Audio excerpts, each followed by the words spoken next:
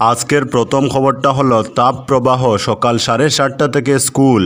কাছাড় জেলায় চলমান তাপপ্রবাহের প্রতিক্রিয়ায় জেলা ম্যাজিস্ট্রেট মৃদুল যাদব শিক্ষার্থীদের চরম তাপের বিরূপ প্রভাব থেকে রক্ষা করার জন্য নতুন নির্দেশিকা জারি করেছেন।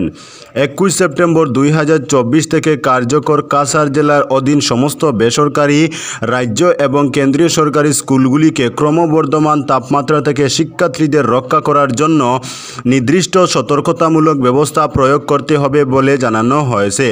দিনের উষ্ণতম সময় এড়াতে সংশোধিত স্কুলের সময় এখন সকাল 7:30 থেকে শুরু হবে এবং 12:30 নাগাদ শেষ হবে।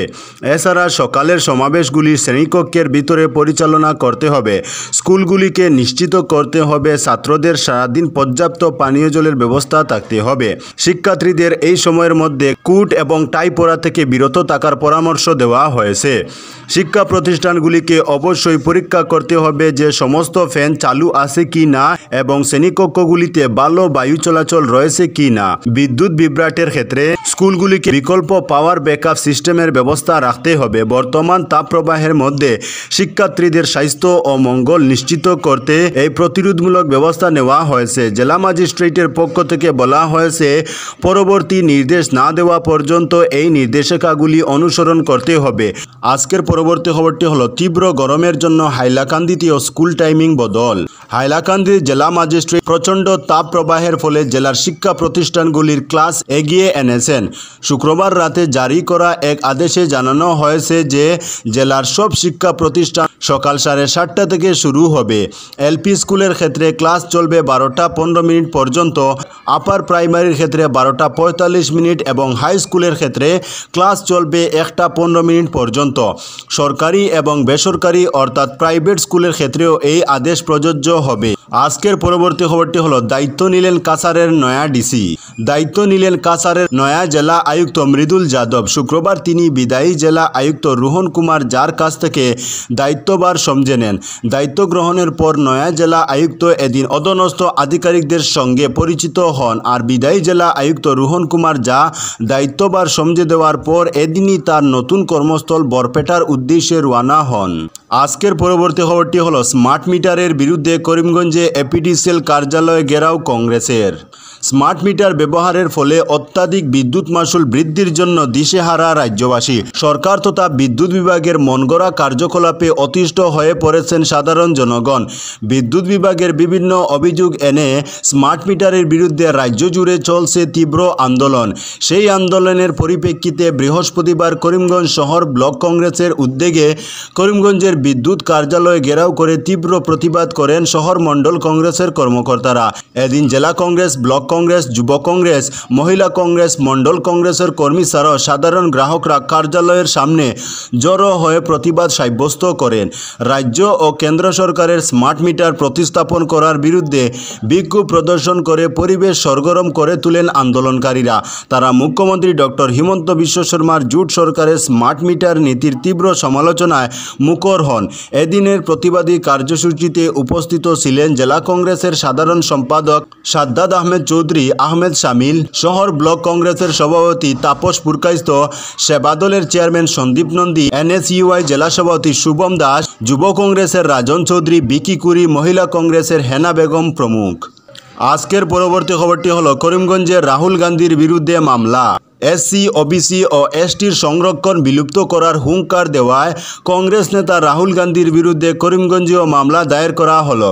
করিমগঞ্জে এসসি নেতারা রাহুল গান্ধীর বিরুদ্ধে সংবিধান অবমাননার অভিযোগ এনে জেলা পুলিশের কাছে মামলা দায়ের করেন।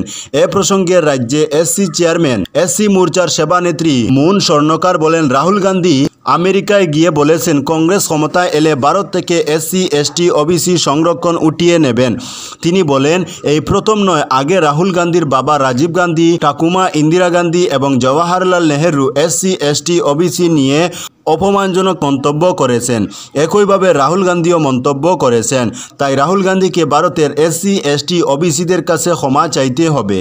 আজকের পরবর্তী খবরটি হলো জম্মু ও কাশ্মীর পূর্ণ রাজ্যের মর্যাদা ফিরে পাবে আশ্বাস প্রধানমন্ত্রী নরেন্দ্র মোদীর। এরা ভাবে ক্ষমতা দখল করার জন্য এদের জন্মগত অধিকার। বৃহস্পতিবার শ্রীনগরে শের-ই কাশ্মীর স্টেডিয়ামে জনসভা থেকে কংগ্রেস, ন্যাশনাল কনফারেন্স এবং পিডিপির উদ্দেশ্যে এভাবেই তুপ দাগলেন প্রধানমন্ত্রী নরেন্দ্র মোদী।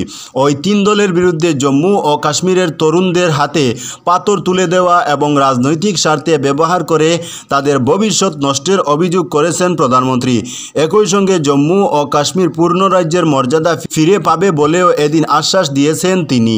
রাহুল গান্ধী, ফারুক আবদুল্লাহ ও মেহবুবা মুফতির পরিবারের দিকে আঙ্গুল তুলে মোদী বলেন, রাজ্যের তরুণরা পড়াশোনা থেকে দূরে ছিলেন এতদিন। তিনটি পরিবার কংগ্রেস, এনসি এবং পিডিপি তাদের হাতে পাথর দিয়ে খুশি হতো। ওরা নিজের সুবিধার জন্য আমাদের সন্তানদের ভবিষ্যৎ নষ্ট করেছে। ওই তিনটি পরিবারকে রাজ্যের আরেকটি প্রজন্মকে ধ্বংস করতে দেবে না। আজকের পরবর্তী খবরটি হলো পাতারখান্দিতেও অরুণোদয় 3.0 প্রকল্পের আনুষ্ঠানিক সূচনা। গোটা রাজ্যের সঙ্গে করিমগঞ্জ জেলার পাতারখান্দি বিধানসভার কেন্দ্রেও অরুণোদয় 3.0 প্রকল্পের আনুষ্ঠানিক সূচনা করা হলো বৃহস্পতিবার। এ উপলক্ষে পাতারখান্দির লুয়াইফুয়া ব্লকের হাতিখিরা নাচগড়ে এক সভা অনুষ্ঠিত হয়। এতে রাজ্যের মুখ্যমন্ত্রী ডক্টর হিমন্ত বিশ্ব শর্মা কর্তৃক এই অভিলাষী প্রকল্পের সূচনার অনুষ্ঠান সরাসরি সম্প্রচার করা হয়। সভায় কয়েক সহস্রাধিক জনগণ উপস্থিত ছিলেন। মুখ্যমন্ত্রীর সম্প্রচার অনুষ্ঠান সমাপ্তির পর বিধায়ক কৃষ্ণেন্দু পাল বলেন, মুখ্যমন্ত্রী এক নতুন পদক্ষেপ গ্রহণ করেছেন। গোটা রাজ্যে একটি রেশন কার্ড, একটি অরুণোদয় হবে। আজকের পরবর্তী খবরটি হলো বিপ্লব শর্মা কমিটির রিপোর্ট নিয়ে মুখ্যমন্ত্রী ছেলেখেলা করছেন বললেন সুস্মিতা। 52টি সুপারিশ মেনে শীঘ্রই বিপ্লব শর্মা কমিটির রিপোর্ট অসমে কার্যকর করার প্রয়াস চালানো হচ্ছে। মুখ্যমন্ত্রী ডক্টর হিমন্ত বিশ্ব শর্মার মন্তব্যের প্রসঙ্গে শুক্রবার শিলচরে আয়োজিত এক সাংবাদিক সম্মেলনে বিভিন্ন তথ্য তুলে ধরে তৃণমূল সাংসদ সুস্মিতা দেব বলেন, বিপ্লব শর্মা কমিটির রিপোর্ট ভারত সরকার এখনও গ্রহণ করেনি, অথচ অসমে তা কার্যকর হতে যাচ্ছে। অসম চুক্তির 6 নং ধারায় বলা হয়েছে যে বরাক ও হিলস ডিস্ট্রিক্ট এসব কার্যকর হবে না। তাহলে বরাকের ছেলেমেয়েরা বাইরে চাকরি বা পড়াশোনা করতে গেলে 1951 না 1971-এর কাগজ দেখাবেন, তা নিয়ে এদিন প্রশ্ন উত্থাপন করেছেন তিনি। বিষয়টি দামাচাপা দিয়ে মন্তব্য করা হয়েছে বলে দাবি করেছেন সুস্মিতা দেব। 2016 থেকে 2025 পর্যন্ত বিজেপির ভিশন ডকুমেন্টের 3 ও 4 নং পাতায় বরাকের ছেলেমেয়েদের জন্য 3য় ও 4র্থ শ্রেণীর চাকরিতে সংরক্ষণের কথা উল্লেখ রয়েছে, কিন্তু নির্বাচনের পর বরাকে সংরক্ষণ দেওয়া হবে না বলে জানিয়েছে বিজেপি। অন্যদিকে শুধুমাত্র বরাক উপত্যকাকে বাদ দিয়ে আসামের সমস্ত জায়গায় সংরক্ষণ হয়ে গেছে। এই পরিস্থিতিতে একটি সাদা কাগজের তথ্য দিয়ে বরাকের ছেলেমেয়েরা বরাকে এবং বাইরে কয়েকটি চাকরি পেয়েছেন, তা মুখ্যমন্ত্রীকে বিধানসভায় তুলে ধরার আবেদন জানিয়েছেন তিনি। তো বন্ধুরা, আজকের জন্য এতটুকু। পরবর্তী কোনো নতুন ভিডিওতে দেখা হবে, তখন অবধি ধন্যবাদ।